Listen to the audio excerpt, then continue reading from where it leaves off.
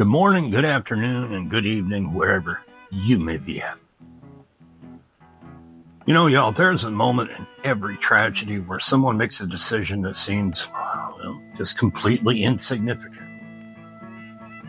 Maybe it was a turn down a different street. Maybe picking up a phone call instead of letting it go to your voicemail. Stopping for gas before the highway instead of after. You know, they're small decisions, invisible decisions, the kind you might make 100 times a day without even having a second thought. But y'all, on the evening of May 6, 2018, in a small Florida town called Lake Placid, there was a woman who looked out her window and saw that her cat had been shot. And she picked up the phone and called the police. But that decision, that completely ordinary, completely reasonable decision, would set into motion a chain of events that would end in absolute tragedy.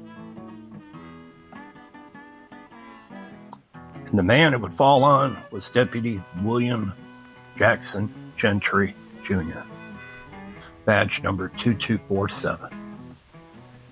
He was one of the most experienced, most respected field training deputies in all of Highlands County. A man who had given nearly everything he had to the job, who on that warm Sunday evening was doing exactly what he'd always done, his job. Welcome to DJ's Southern Storytelling. William Jackson Gentry, Jr. was born on November the 3rd, 1977 in Fort Myers, Florida. And from the very beginning, the people that knew him best would describe him the same exact way, over and over again, using almost the same exact words. He cared.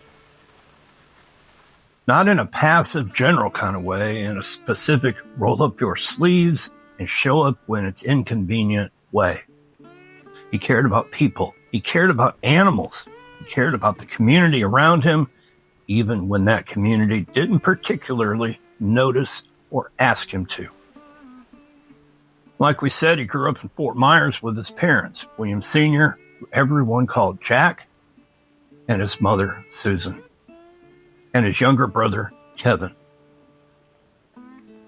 Two boys were close in that way that brothers sometimes are. Just because of shared experiences. They swam together. They fished together. They competed with each other constantly and completely. Kevin idolized his older brother, even when he would never have admitted it out loud. The family, they eventually relocated to Lake Placid. Lake Placid is a small, quiet town deep in the heart of Highlands County, full of orange groves and beautiful lakes. The kind of place where you know your neighbors' names and their dogs' names and probably their business too. William Gentry graduated from Lake Placid High School in 1996. And right here is where his story takes a turn that not too many people know about. Because William Gentry didn't go straight into law enforcement. For years, he channeled his considerable energy into something almost nobody would have predicted. William became a craftsman, a woodworker, and a damn gifted one at that. He made custom pool cues by hand, each one precisely balanced, beautifully finished, the product of real skill and real patience. But there was something inside that was just pulling at him. Something that he just couldn't quite let go of. And on March 23rd, 2005, William Jackson Gentry Jr. walked into the Highlands County Sheriff's Office and pinned on a badge. Gentry was 27 years old. And he felt he was exactly where he was meant to be.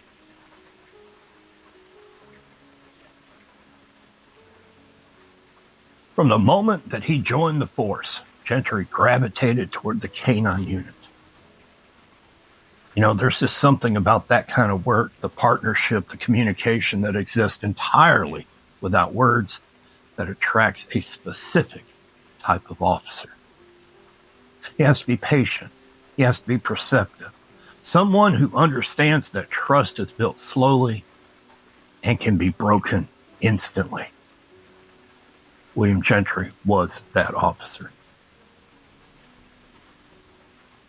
He and his K-9 partner, a dog named Ronnie, became one of those pairs that fellow deputies just knew were good. The kind of team you wanted backing you up. Gentry eventually expanded his role, moving into the Special Investigations Unit. Narcotics work, the kind that operates in shadows and requires an officer to read situations fast and read people even faster. And he was damn good at it. Matter of fact, he was damn good at all of it.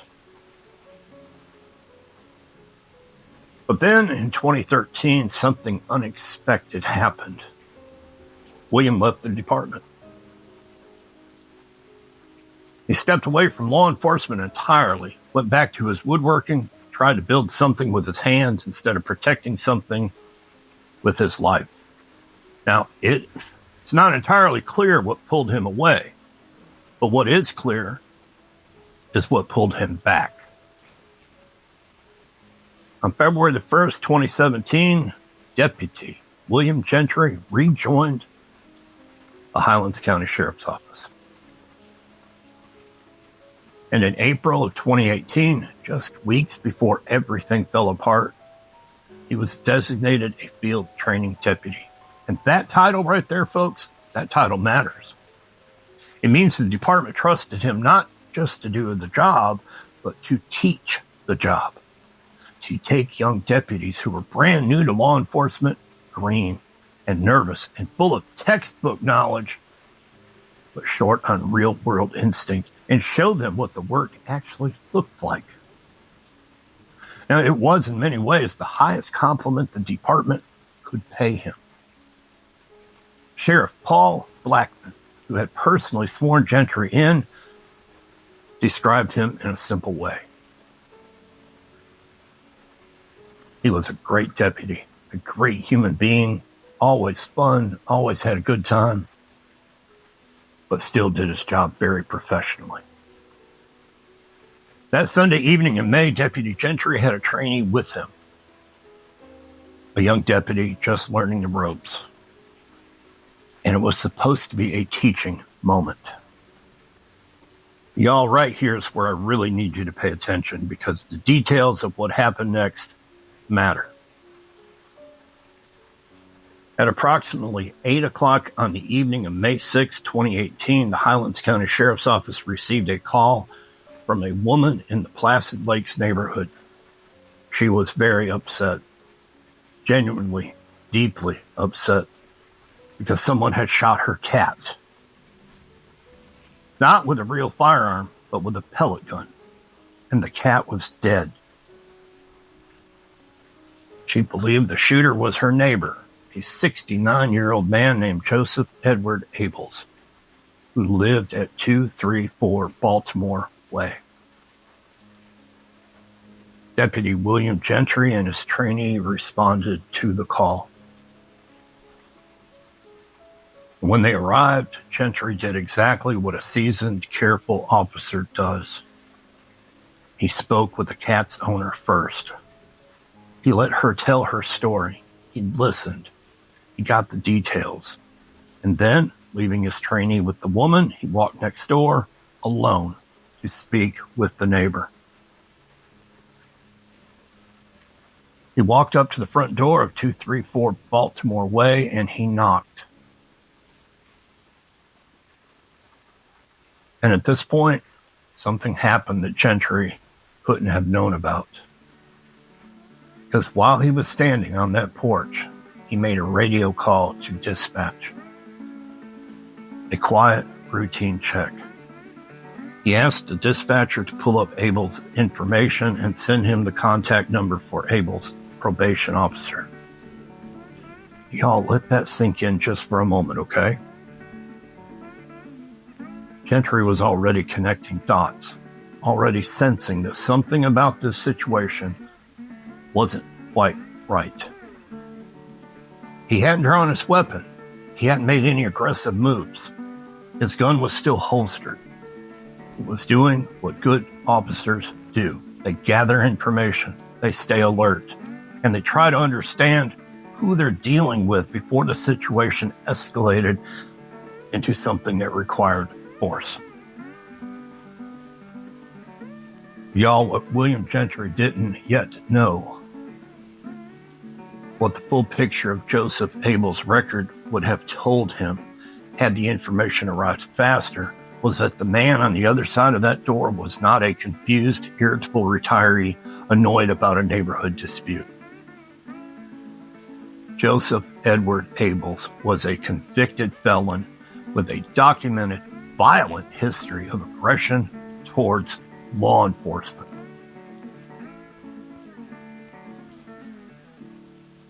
He was not supposed to have a firearm. Not legally, not under any circumstance.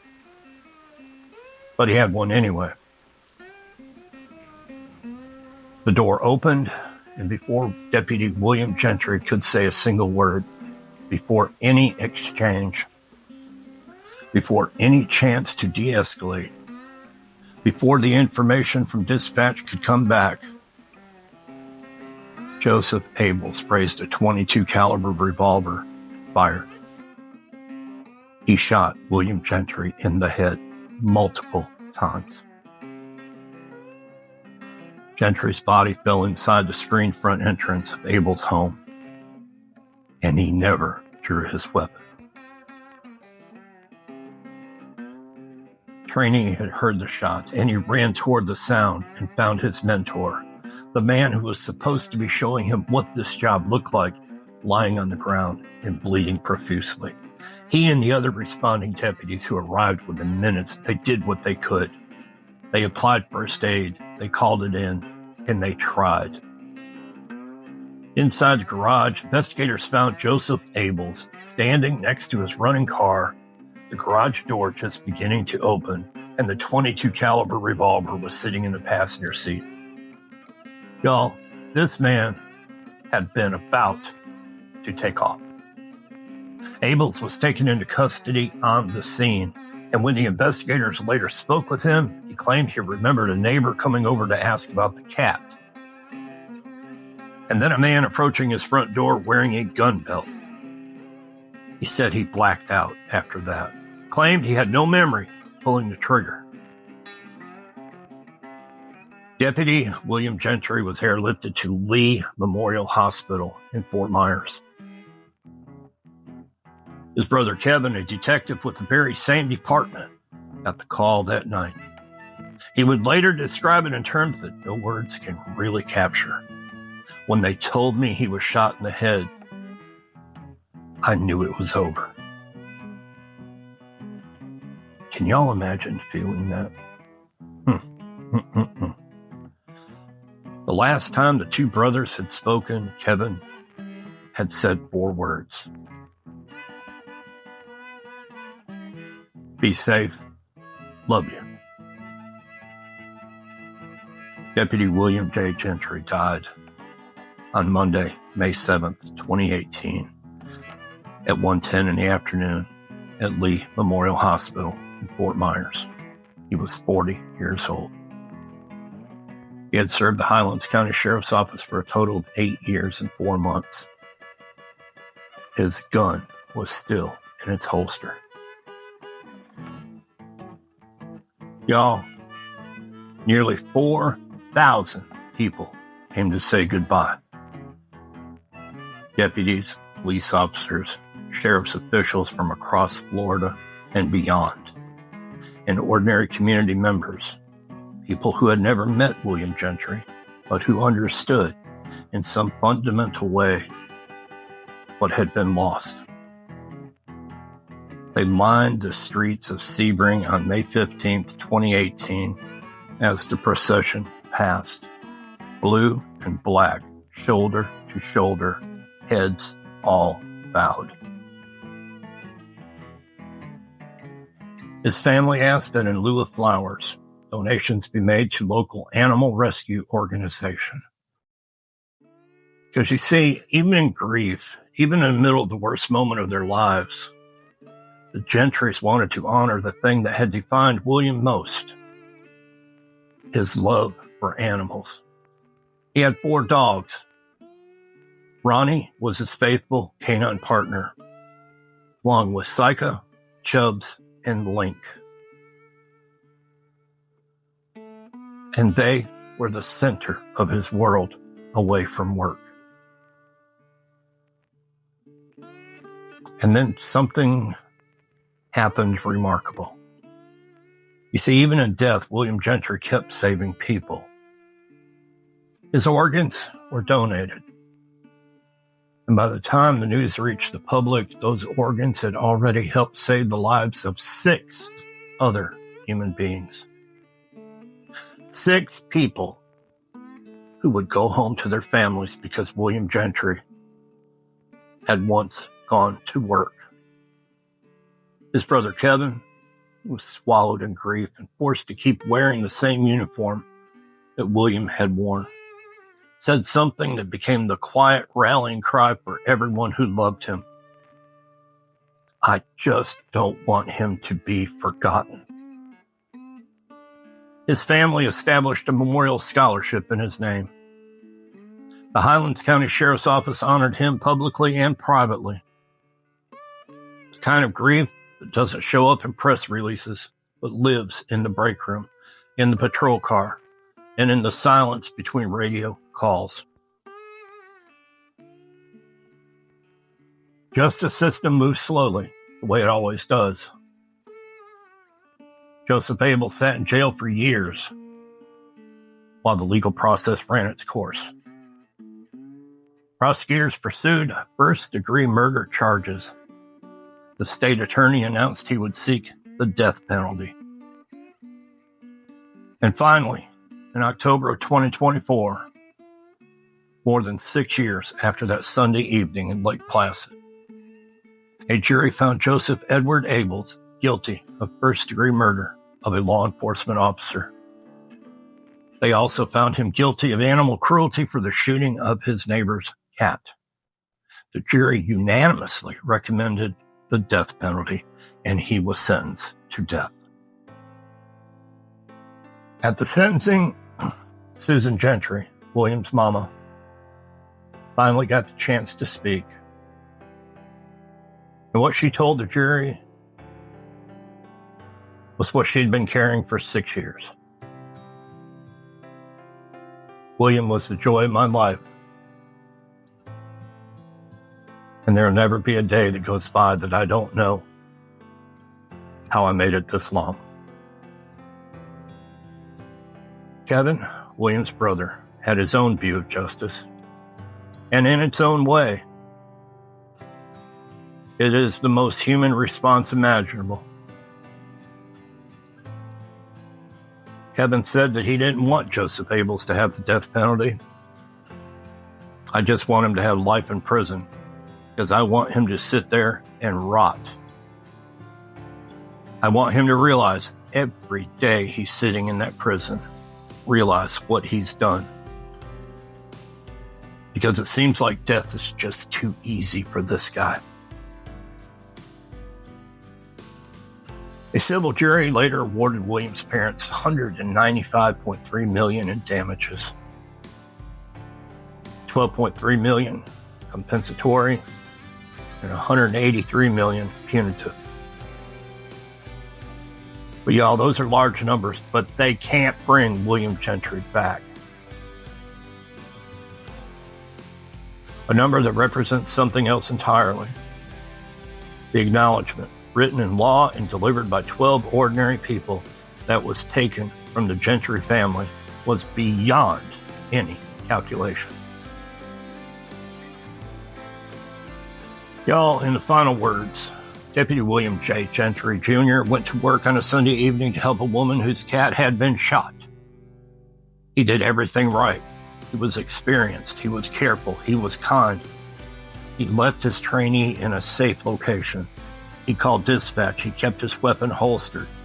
He approached a front door the same way he had approached 1,000 front doors before, and it cost him everything. Folks, there is no moral to that. No lesson that makes it make sense.